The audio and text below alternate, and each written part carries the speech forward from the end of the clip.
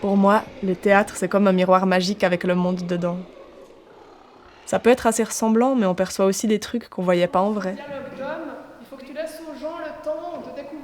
J'aime la mythologie, les classiques, mais aussi les tartes à la crème et les nuances, tout en finesse. Parce qu'on a encore eu un échange avec Martine Ostorero, donc elle a dit qu'il fallait dire la privatisation de biens communs. Parce que des expropriations, en fait, il y en a eu en Suisse romande. Je creuse parfois un sujet pendant des années. Par exemple, pour mon dernier spectacle, j'ai mené une enquête sur les sorcières d'hier et d'aujourd'hui. Je suis quelqu'un qui réfléchit un peu, beaucoup, passionnément, à la folie, pas du tout. J'aime les questions qui n'ont pas de réponse, ça nous force à lâcher prise. Bienvenue dans la magie du théâtre, où on s'intéresse à la fiction, où on se joue de l'espace et du temps. J'aime bien les différents sens du mot « jouer ». Quand je suis sur scène, c'est comme si le présent pouvait enfin se déployer complètement, et c'est à chaque fois différent. J'y trouve une grande liberté, et je me pose beaucoup moins de questions. Qu'en est-il de ces sorcières qui collectionnent parfois les membres virils en grand nombre, 20 ou 30 ?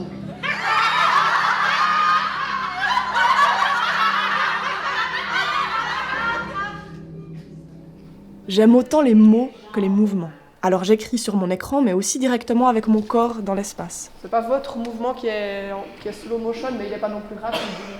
Il est normal, mais ils sont un petit peu espacés dans le temps. Le rythme d'un texte ou d'un corps, ça me fascine, que ce soit sur scène ou dans la rue.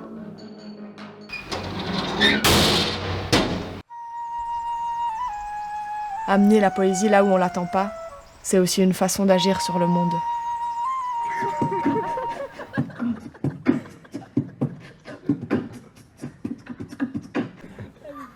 Mais ça filmait en plus! Je suis une fonceuse et une bosseuse acharnée qui recule devant rien. Jouer, mettre en scène, inventer des combines pour refaire le monde. Je suis très indépendante et pourtant, j'adore bosser avec les autres. Faire briller les singularités au sein d'un groupe tout en trouvant une force commune.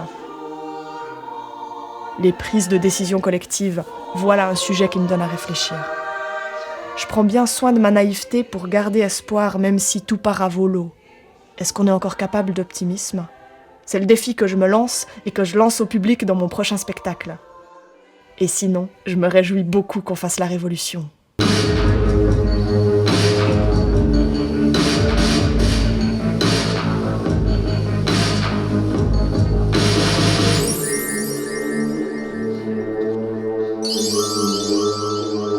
Ah,